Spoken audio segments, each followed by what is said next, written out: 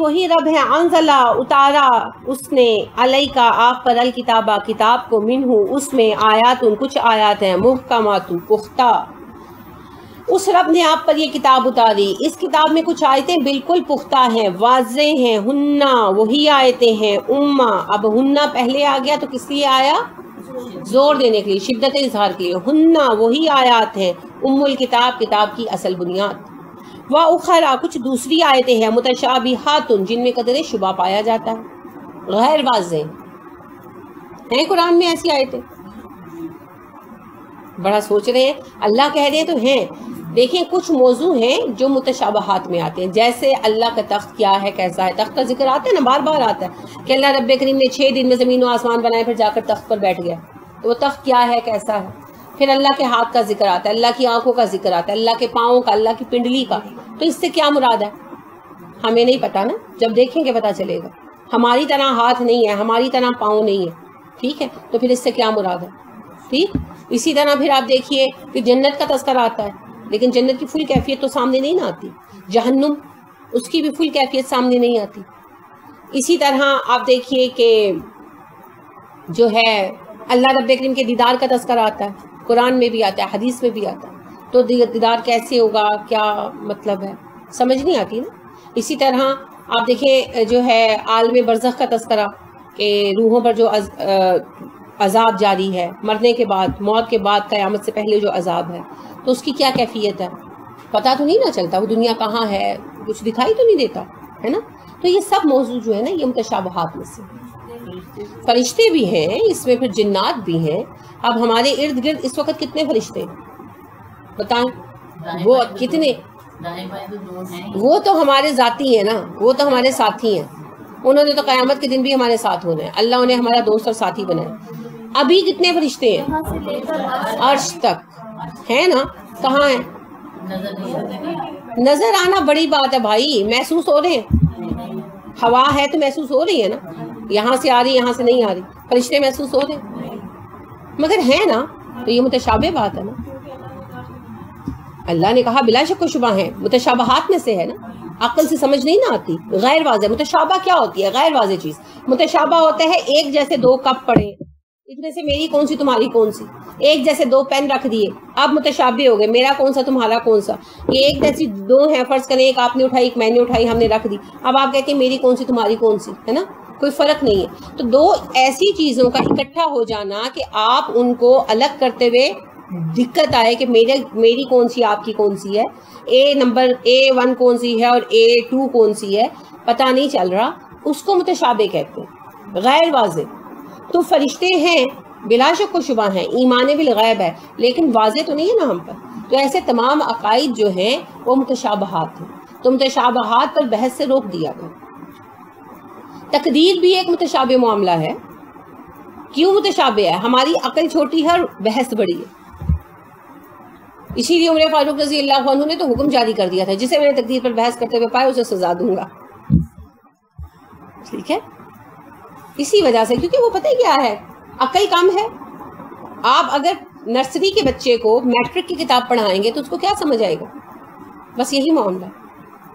پھر اللہ کب بنے ہیں، آتی ہیں نا یہ باتیں ذہن میں، کہاں سے آئے، کس نے بنایا، ہے نا، یہ ساری چیزیں متشابہات ہیں، یعنی غیر واضح ہیں، غیر واضح۔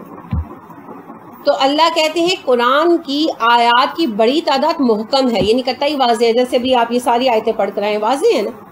اب اس میں سے چند موضوعات غیر واضح، پھر ہم کیا کریں واضح اور غیر واضح کے لیے؟ دیکھیے اللہ فرماتے ہیں فَأَمَّا تو وہ لوگ الَّذِينَ جنہیں فی قلوبہم ان کے دلوں میں زیغٌ ٹیڑھا پن ہے، ٹیڑھا پن، ان کے دل ٹیڑھے ہیں، فَيَتَّبِعُونَ تو وہ لازماً پیروی کریں گے، یتبعون نہیں کہا، یتبعون، تے کے اوپر شد آ گئی، لازماً پیروی کریں گے، ماں جو تشابہ شبہ ڈالتی ہے منہ اس میں، جن کے دلوں میں ٹیڑھا پن ہے نا، جن کے دل ٹیڑھے ہیں، وہ لازماً ان باتوں کے پیچھے جائیں گے جو انہیں شبہ میں ڈالتی ہے۔ جیسے بعض لوگ ہوتے ہیں نا، آپ کے گھر میں اگر آپ بیٹھے ہیں اور کسی بچے نے کوئی اشارہ کیا تو وہ ضرور پوچھتے ہیں کی گل سی، ہے نا، حالانکہ ان کا حق نہیں بنتا نا۔ اور جو اچھے مزاج کے لوگ ہوتے ہیں وہ کوئی بات دیکھتے ہوئے تو نظر انداز کر دیتے ہیں. جیسے فرض کریں کہ کسی کی بہو اتری اور وہ کوئی منہ بنا کر منہ چڑھا کے چلی گئی, تو جو ذرا فہم والا بندہ ہے نا وہ اس بات کو دیکھ کر بھی نظر انداز کر دے گا اور دوسرا پوچھے گا اے نے کیوں کیتا, ہے نا. تیرے چیز کے پیچھے جانا فساد کی عادت ہے, قرید ہے اندر. تو اللہ کہتے ہیں جن کے دلوں میں فساد کی عادت ہے نا, جس بات سے انہیں شبہ پڑے گا اس کے پیچھے ضرور جائیں گے. تو آپ نوٹس فرمائیے کہ آپ قرآن پڑھیں تو پتہ ہے آپ سے کیا سوال ہوں گے, اچھا تقدیر پھر تقریر کی ہے نا, اس طرح کی باتیں پوچھتے ہیں نا. اچھا نہیں پھر زندگی میں ثابت ہوں دینے, اس طرح کی باتیں پوچھتے ہیں نا آپ سے. اچھا فلانی حدیث میں فلانی بات آئی ہے وہ کیسے ثابت ہوتی ہے, اب وہ حدیث بیچارے نے پڑھی نہیں, اب وہ بیچارہ پریشان ہو جاتے ہیں. اچھا اللہ ہر چیز پر قادر ہے, آپ کہتے ہیں ہاں, اچھا پھر فلانے میں ہدایت کیوں نہیں ہوتی, ہے نا. یہ اوٹ پٹانگ باتیں کرتے ہیں کیونکہ انہیں بحث میں مزہ آتا ہے, ان کو عادت ہوتی ہے بحث کرنے کی. یہی بات اللہ کہتے ہیں کہ جن کے دلوں میں ٹیڑھا پن ہے, بیماری ہے, انہیں پورا واضح قرآن نظر نہیں آتا, وہ ان چند عقائد میں جو غیر واضح چیزیں ہیں ان کے پیچھے پڑ جاتے ہیں. یہ کیا بات ہے, وہ کیا بات ہے, یہ کیوں کہا, وہ کیوں کہا, ٹھیک ہے. ابتغاء چاہتے ہیں, الفتناتی فتنہ, وہ اس کے ذریعے فتنہ پیدا کرنا چاہتے ہیں, آزمائش بنانا چاہتے ہیں. فتنون, فتن کہتے ہیں سونے کو کھوٹ سے پاک کرنے, گرم کر کے سونے کا میل کچیل نکالتے ہیں نا, اس پروسیس کو فتنہ کہتے ہیں. تو فتنہ ہے کسی کو آزمائش میں ڈالنا, ٹھیک ہے, کسی کو تپانا, گرم کرنا. سونا گرم کیا جاتا ہے نا, تو لہٰذا وہ کیا کرتے ہیں دوسروں کو عین ہی غصہ دلاتے ہیں. جیسے وہ کہیں گے اچھا آپ نے فرض کریں آپ بچے کو اپنے سمجھا رہے ہیں کہ بیٹا میوزک مت سنا کرو, اب بیچ میں ایک دو لوگ بیٹھے ہیں, وہ کوئی بولے گا اچھا میوزک سننا حرام ہے, ہاں گلوکاری کا انکم بھی حرام ہے, تو نور جہاں بخشی جائے گی, نصرت فتح علی خان بخشا جائے گا. ہم اپنے بچے کو سمجھا رہے ہیں, آپ بیچ میں کس کو لے آئے ہیں, ہمارے پاس کوئی رجسٹر ہے ساروں کے, اللہ کو پتہ ہے بخشے بخشے نہ بخشے نہ بخشے. اچھا کیا کریں گے, رمضان کی بہت فضیلت ہے, آپ رمضان کی بات کر رہے ہو بیٹھ کر, رمضان آنے والا بچوں یہ کرنا. اب بیچ میں کوئی ایک فتنہ پرست کیا کہے گا, اچھا نور جہاں رمضان بخشی گئی, مریض نا بخشی گئی ہوئے گی, اچھا ہم جنت کا چکر لگا کر آئے ہیں.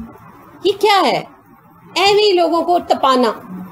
اب جو نئے ہوتے ہیں نا پڑھنے پڑھانے کی لائن میں, ابھی ان کو اتنا فہم نہیں ہوتا, وہ بیچارے غصے میں آ جاتے ہیں نا, وہ غصے میں آ جاتے ہیں, کچھ چھوٹ پٹانگ بول جاتے ہیں, پھر کہتے ہیں دیکھا یہ لوگ ایسے.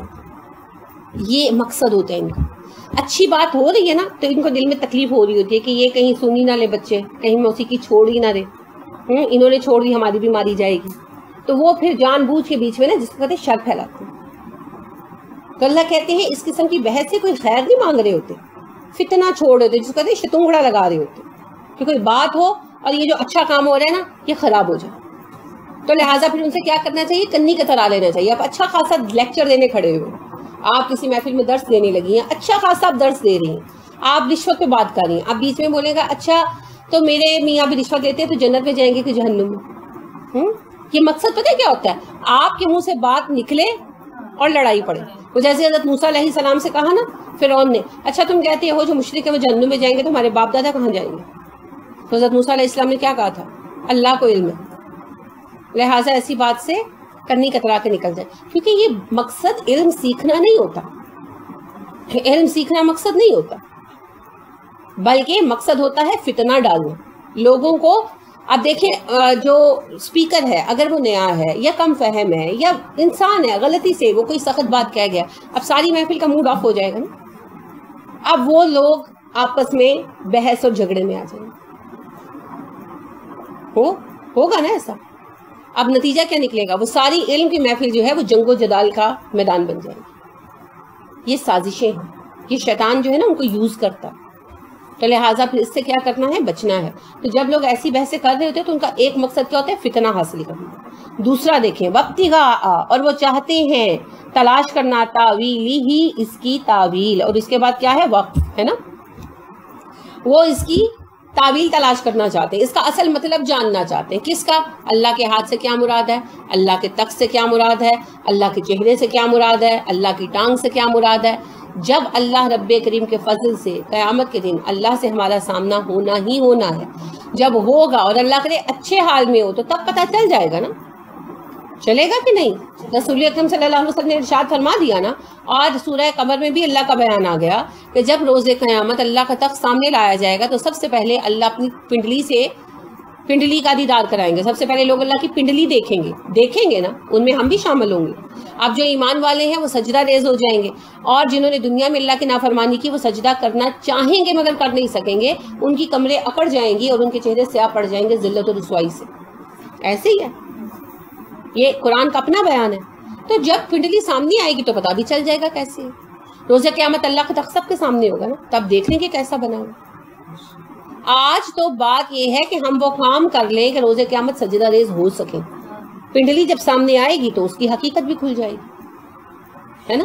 اللہ رب کریم کا دیدار کیا اور کیسا ہے جب ہوگا تو اس کی کیفیت پتہ لگ جائے گی. ابھی تو اپنے آپ کو اس دیدار کا مستحق بنائیں، ہے نا. یہ بات تو یہ لوگ اس کی اصل کیفیت سمجھنا چاہتے ہیں کہ اللہ کی ٹانگ سے کیا مراد ہے، اللہ کے ہاتھ سے کیا مراد ہے، اللہ کے تخت سے کیا مراد ہے، فرشتے کیسے ہوتے ہیں، جن کی شکل کیا ہوتی ہے. یہ ہر چیز کی اصل کیفیت سمجھنا چاہتے ہیں. اللہ فرما رہے ہیں وما نہیں یعلم جانتا تاویلہ اس کی تاویل الا اللہ، اللہ کے سوا کوئی. اور حقیقت یہ ہے کہ ان چیزوں کا اصل مطلب اللہ کے سوا کوئی بھی نہیں جانتا، کوئی بھی نہیں جانتا. ٹھیک ہے. اس کے بعد کیا ہے؟ وقف لازم. اور آگے پھر کیا آ گیا؟ والراسخون، جو راسخ ہیں فی العلم، علم میں، یقولون وہ کہتے ہیں آمنا بہ ہم ایمان لائے اس پر، کل سب باتیں ہیں من عند ربنا ہمارے رب کی طرف سے. جو علم میں پختہ لوگ ہیں وہ کہتے ہیں ہم پورے قرآن پر ایمان لائے، یہ سارے قرآن کی سب آیات ہمارے رب کی طرف سے ہیں. اب آپ نے دیکھا اللہ الا اللہ میں اللہ کے بعد وقف لازم ہے. اچھا، اب ہمارے یہاں جو کہتے ہیں نا کہ ولیوں کے پاس سارا علم ہے، وہ بڑے دیدہ دلیری سے لکھتے ہیں کہ قرآن کی متشابہ آیتوں کا علم یا اللہ کو ہے اور یا پھر راسخون فی العلم کو ہے. ٹھیک ہے، اللہ کو ہے یا پھر راسخون فی العلم کو ہے. بڑی وضاحت سے کتابوں میں لکھا ہوتا ہے. آپ کوئی تصوف کی کتاب اٹھا کر دیکھ لیں، وہ یہ دعویٰ کرتے ہیں جو علم میں پختہ ہے انہیں سب علم ہے. قرآن آپ کے سامنے ایک پڑھا ہے، آپ قرآن کا کوئی نسخہ کھولیں اور پڑھ لیں، میرے کہنے کی بات ہی نہیں ہے. اللہ فرما رہے ہیں آپ کے سامنے ہے قرآن، وما یعلم تاویلہ الا اللہ، اللہ کے سوا اس کا علم کوئی نہیں جانتا، اور الا اللہ کے بعد وقف لازم ہے. آپ جو قرآن کا نسخہ چاہیں ملاحظہ فرما لیں. اس کے بعد نیا جملہ شروع ہو رہا ہے والراسخون فی العلم یقولون آمنا بہ کل من عند ربنا، اور علمی کے بعد یقولون ملا ہوا ہے، علیحدہ نہیں ہے نا. اللہ کہتے ہیں جو علم میں پختہ ہیں وہ ان متشابہ آیتوں کے بارے میں کہتے ہیں کہ ہم ان پر ایمان لے آئے کیونکہ قرآن سارا ہمارے رب کی طرف سے. آپ قرآن کا جو نسخہ ملاحظہ فرما لیں یہی ہے. اب یہ لوگ صرف اپنی بات منوانے کے لیے کہ جو ہمارے بزرگ ہیں، اولیاء کرام ہیں، ان کو غیب کا علم ہے، قرآن میں اتنا بڑا بلنڈر کرتے ہیں، اتنی بڑی تحریف کرتے ہیں. اللہ ان کے حال پہ رحم کرے. ٹھیک ہے، تو یہ بات بالکل جھوٹ ہے. کوئی ایسا خصوصی علم نہیں ہے قرآن کا جو کسی کو دیا گیا اور کسی کو نہیں دیا گیا. قرآن کا علم جو ہے سب کے لیے ایک جیسا ہے. ہاں کوئی کتنا سیکھتا ہے وہ علیحدہ بات ہے. کوئی چھپی ہوئی چیز نہیں ہے جو سینہ بسینہ منتقل ہو رہی ہے قسم کی، ایسی کوئی چیز نہیں ہے. حضرت علی رضی اللہ عنہ سے ان کی زندگی میں یہ کویسچن کیا گیا. کوفہ میں حضرت علی رضی اللہ عنہ جامع مسجد میں کوفہ کی کھڑے ہوئے خطبہ ڈیلیور کرنے کے لیے، تو خطبے کا آغاز کیا تو ایک بندہ اٹھ کھڑا ہوا، کہنے لگا علی ہمیں یہ باتیں مت بتاؤ، ہمیں وہ علم مہیا کرو جو اللہ کے نبی صلی اللہ علیہ وسلم نے صرف تمہیں دیا. علی رضی اللہ عنہ کا چہرہ سرخ ہو گیا غصے کی شدت سے. کچھ دیر چپ رہے، یعنی اپنی طبیعت پر قابو پایا. پھر کہنے لگے خدا کی قسم مجھے اور میرے بیٹوں کو وہی کچھ سکھایا گیا جو تم لوگوں کو سکھایا گیا. کوئی ایسا علم نہیں ہے جو رسول اکرم صلی اللہ علیہ وسلم نے مجھے یا میرے بیٹوں حسن حسین کو سکھایا ہو اور تمہیں نہ سکھایا ہو. میرے پاس صرف اپنی، انہوں نے ایک رول کیا ہوا پیپر تھا چند، وہ نکالے. انہوں نے کہا صرف یہ ایک لکھی ہوئی تحریر ہے میرے پاس. جب مجھے یمن کا قاضی بنایا گیا تو میں نے دیت کے احکام آپ سے پوچھ کر لکھے تھے. صرف یہ ایک میرے پاس ہے، اور وہ اب کوئی راز نہیں ہے، وہ حدیث کی کتابوں میں ملتے ہیں علی رضی اللہ عنہ سے. وہ یعنی کہ حضرت حسن حسین وغیرہ کے پاس رہے، پھر بعد میں امام مالک نے ان کو لے کر نقل کیا، اور وہ حدیث کی کتابوں میں ملتے ہیں دیت کے تحت. تو انہوں نے کہا صرف یہ ایک دیت کے احکام ہیں کہ جب مجھے یمن کا حاکم بنایا رسول اکرم صلی اللہ علیہ وسلم نے، تو میں نے کہا مجھے دیت کے احکامات لکھوا دیں. اس کے سوا میرے پاس کوئی چیز موجود نہیں ہے سوائے قرآن کی. تو یہ جو بات ہے نا، یہ آج بھی کہی جاتی ہے کہ سینہ بسینہ علم، تو یہ جھوٹ کہا جاتا ہے. اللہ کا فرمان آپ کے سامنے ہے. اللہ کہہ رہے ہیں ان غیر واضح آیات کا علم اللہ کے سوا کسی کو نہیں ہے، فل سٹاپ. اور پھر فرمایا جو علم پختہ لوگ ہیں وہ کہتے ہیں ان غیر واضح آیات کو ہم مانتے ہیں، ہم ان پر ایمان لائے ہیں اس لیے کہ سارا قرآن ہمارے رب کی طرف سے.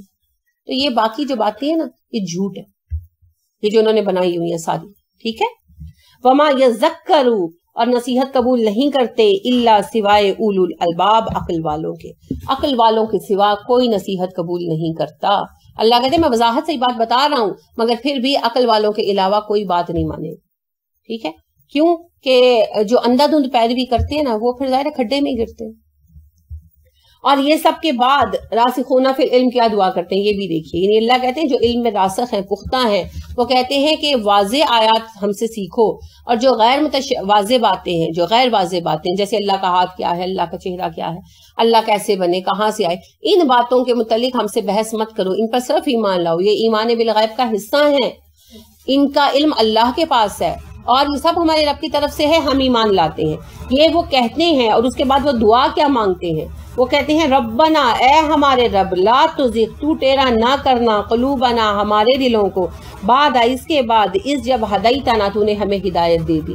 وہ دعائیں مانگتے ہیں کہ اللہ تو ہمیں ہدایت دینے کے بعد ہمارے دلوں کو ٹیڑھا نہ کرنا، ہمارے دلوں میں یہ ضد نہ آ جائے کہ ہم بھی یہ غیر واضح آیتیں سمجھے بغیر آگے نہیں بڑھیں گے. یہ یہود والی بات ہے نا، اللہ کو دیکھیں گے تو مانیں گے. تو ایسی ضد ہمارے دل میں نہ آئے. ہمارے دلوں کو اس بیماری سے بچا کے رکھنا، ہم ایمان رکھنے والے ہیں، ہمیں بچانا ہمارے رب کریم. وَحَبْ، اور عطا کر، لنا، ہمیں. حب کیا ہوتا ہے؟ عطا کرنا. اسی سے اللہ کا نام ہے وہاب، بہت دینے والا. تو اگر کوئی آپ کو وہابی کہتے ہو تو ٹینشن نہ لے، اللہ کے بندے نا، اس رب کے جو وہاب ہے اس کے بندے. ٹھیک ہے. وَحَبْ، اور عطا کر، لنا، ہمارے لیے، من لدن کا، اپنی طرف سے، رحمتاً، رحمت، ہمیں اپنی جانب سے رحمت خاص عطا فرما، ہمارا علم بڑھا دے، ہمارا عمل بڑھا دے، ہمیں رحمت خاص عطا فرما. انکا، بے شک، انتا، تو ہے، الوہاب، تو اللہ وہاب ہے تو ہم وہابی ہیں. خیر ہے، ٹھیک ہے نا. انکا انت الوہاب، اللہ جی تو بہت دینے والا ہے، بے تحاشا دینے والا ہے. ربنا، اے ہمارے رب، انکا، بے شک تو وہی رب ہے، جامع الناس، جو لوگوں کو اکٹھا کرے گا، لیوم، اس دن، لا ریب فیہ، جس کے آنے میں شبہ نہیں. اللہ تو وہی رب ہے، قیامت کے دن سب کو اکٹھا کرنے والا ہے. اس دن سارے راز کھل جائیں گے، فرشتے آنکھوں کے سامنے ہوں گے، جن آنکھوں کے سامنے ہوں گے، اللہ کا تخت آنکھوں کے سامنے ہوگا، خود رب کریم نظروں کے سامنے ہوگا. اس دن ہر راز کھل جائے گا، اس دن ہر سوال کا جواب مل جائے گا. ہم اس دن تک ہدایت پہ رہنا چاہتے ہیں تو ہمارے دل کو ہدایت پہ رکھنا. ٹھیک ہے. انا، بے شک اللہ، اللہ، لا، نہیں، یخلف المیعاد، وعدہ خلافی کرتا. اللہ وعدہ خلافی نہیں کرتا، اور اللہ کا وعدہ ہے قیامت کے دن میں سب کو اکٹھا کروں گا. وہ تو انہیں اکٹھا کرنا ہے، ہمیں ہدایت پر اٹھانا اور ہدایت پر موت دینا. ہم اس دن اپنے سوالوں کے جواب لیں گے، ہمیں آج کی کوئی جلدی نہیں. ٹھیک ہے، سمجھ آیا؟ تو یہ بہت اہم موضوع تھا جو آج آپ نے پڑھا. اب انشاءاللہ کل آگے چلیں گے. اللہ ہمیں ہمارے دلوں کو ٹیڑھا ہونے سے بچائے اور ہمیں ہدایت پر قائم رکھے اور ہمیں متشابہات میں پڑھنے سے بچائے. یاد رکھیے رسول اکرم صلی اللہ علیہ وسلم نے فرمایا جو متشابہات سے بچا اس نے اپنا دین بچا لیا. ٹھیک ہے، لہٰذا اپنے دین کی حفاظت کریں، متشابہات کی بحث میں نہ پڑا کریں. سبحانک اللہم و بحمدک، ونشہد ان لا الہ الا انت،